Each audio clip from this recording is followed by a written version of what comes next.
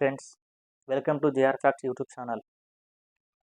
ఈరోజు మన ఛానల్లో ఒక ఇంట్రెస్టింగ్ టాపిక్ గురించి మీకు చెప్పబోతున్నాను.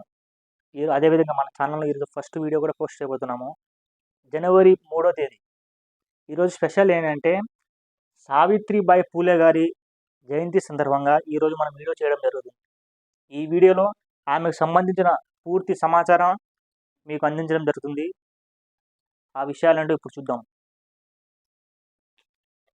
సావిత్రిబాయి పూలే ఈమెని భారతదేశపు మొట్టమొదటి మహిళా ఉపాధ్యాయురాలు అని చెప్పడం జరుగుతుంది. భారతదేశపు మొట్టమొదటి మహిళా ఉపాధ్యాయురాలని ఎవరిని అనడం జరుగుతుందంటే సావిత్రిబాయి పూలే గారిని అనడం జరుగుతుందండి. అదేవిధంగా ఈమె జనవరి 3వ తేదీ 1831 సంవత్సరంలో నయాగావ్ అనే గ్రామంలో సతారా జిల్లా మహారాష్ట్రలో జన్మించడం జరిగింది. 1840 సంవత్సరంలో, ఏ సంవత్సరం అండి? 1840 సంవత్సరంలో ఈమెకు 9 సంవత్సరాల వయసు ఉన్నప్పుడు 12 సంవత్సరాల వయసున్న జ్యోతిరావు పూలే గారితో ఈమెకు వివాహం జరగడం జరిగింది.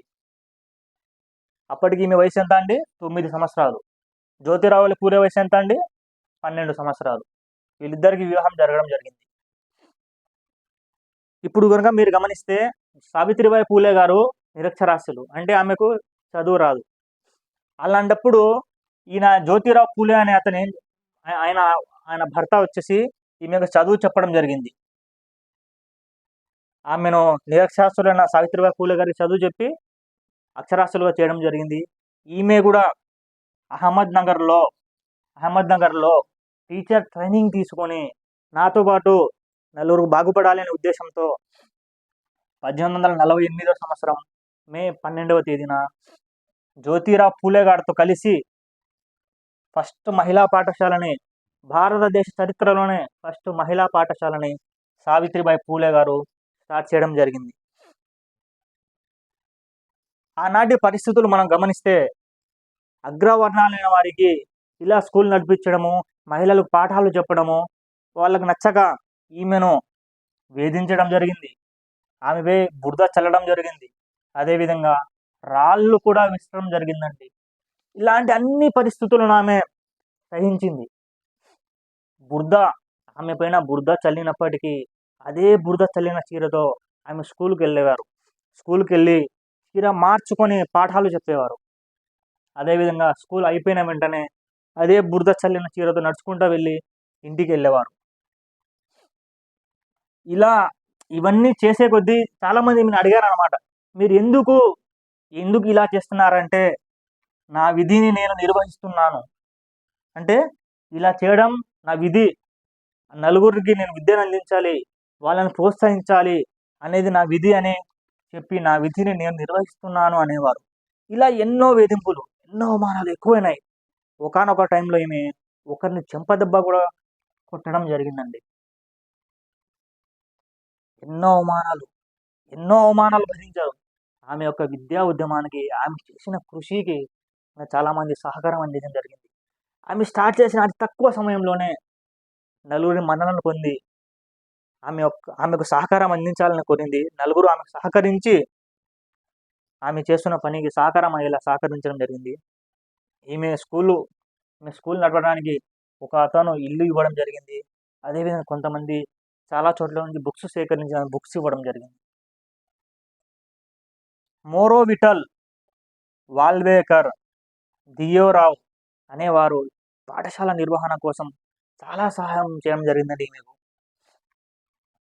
ఇంకా చూస్తే జ్యోతిరావు పూలే అదేవిధంగా సావిత్రిబాయి పూలే గారికి సంతానం లేదండి.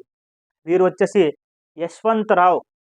యశ్వంతరావు అనే ఒక బ్రాహ్మణ వితంతువు కుమారుని దత్తత తీసుకోవడం జరిగిందండి. చూడండి, ఎవరండి? యశ్వంతరావు అనే ఒక బ్రాహ్మణ వితంతువు కుమారుణ్ణి దత్తత తీసుకోవడం జరిగింది. 4 సంవత్సరాల కాలంలో 20 పాఠశాలలు. చూడండి, ఆమె ఉద్యమం స్టార్ట్ చేసినప్పటి నుంచి 4 సంవత్సరాల కాలంలో 20 పాఠశాలలు స్టార్ట్ చేయడం జరిగిందండి. మొత్తం మీద చూసుకుంటే ఆమె జీవితంలో మొత్తంగా 52 పాఠశాలలు స్టార్ట్ చేయడం జరిగిందండి. ఆనాటి పరిస్థితుల్లో ఎంత ఆషామాష విషయం కాదండి. 52 పాఠశాలలు అంటే. అదేవిధంగా 1852వ సంవత్సరంలో మహిళా సేవా మండల్, ఏ సంవత్సరం అండి? 1852వ సంవత్సరంలో మహిళా సేవా మండల్ అనే ఒక మహిళా సంఘాన్ని స్టార్ట్ చేయడం జరిగింది. అసలు ఈ సంఘం ఎందుకంటే మహిళ యొక్క సాధికారత కోసం, స్త్రీ సాధికారత కోసం, మహిళలు చదువుకోవాలి, ముందుకు రావాలి, డెవలప్ అవ్వాలి అనే ఒక రీజన్తో ఈ మహిళా సేవా మండలిని స్టార్ట్ చేయడం జరిగింది. అదేవిధంగా మహిళా హక్కులే మానవ హక్కులు అనే మొదటిసారిగా నినదించింది కూడా సావిత్రిబాయి పూలే గారే. 1897వ సంవత్సరం మార్చి 10వ తేదీన ప్లేగు వ్యాధితో మరణించడం జరిగిందండి. అదేవిధంగా ఈమె జయంతిని అంటే జనవరి 3ని మహిళా ఉపాధ్యాయ దినోత్సవంగా మనం జరుపుకోవడం జరుగుతుందండి. జనవరి 3వ తేదీని మహిళా ఉపాధ్యాయ దినోత్సవంగా మనం జరుపుకోవడం జరుగుతుంది.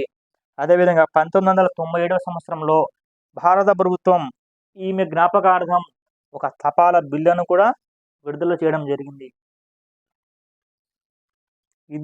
ఇదండి ఇవాళ టాపిక్.